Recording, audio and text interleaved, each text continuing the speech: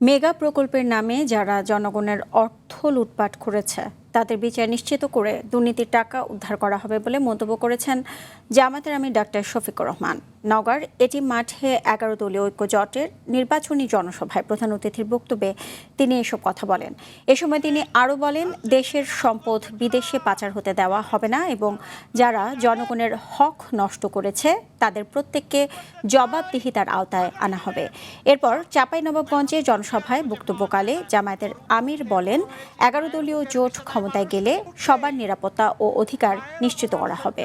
একটা তার পর্যাপ্ত যোগ্যতা ওই বিষয়ে দিতে করে আল্লাহর কাছে দোয়া করি ওই গড় থেকে মেগা প্রকল্পের নামে মেগা দুর্নীতি করেছেন।